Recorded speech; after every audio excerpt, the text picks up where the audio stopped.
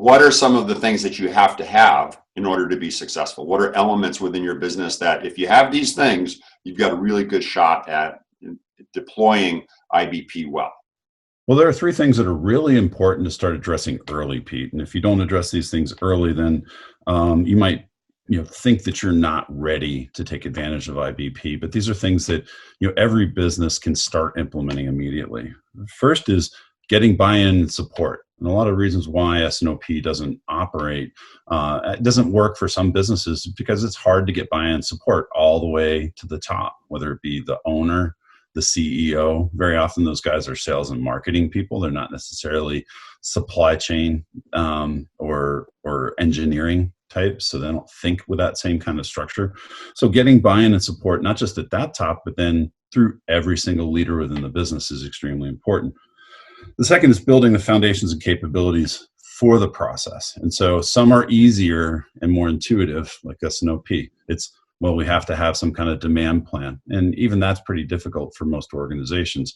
Supply planning is relatively easy, but robust financial controls and finance, and cost thinking permeating the entire organization, that's a little harder.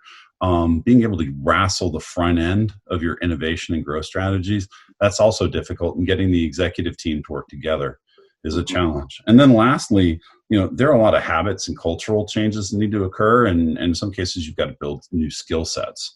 And so, things like, how to communicate and collaborate better. One of the biggest challenges for most businesses isn't that they have a lot of meetings and they're wasting time.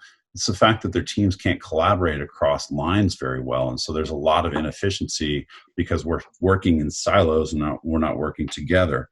Being able to make decisions.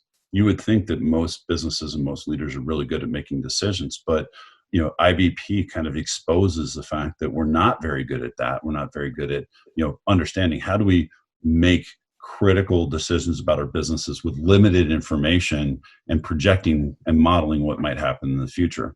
So these are all things that we can do before we even start the IBP process that'll help us to get ready to think the way we need to think and operate the way we need to operate.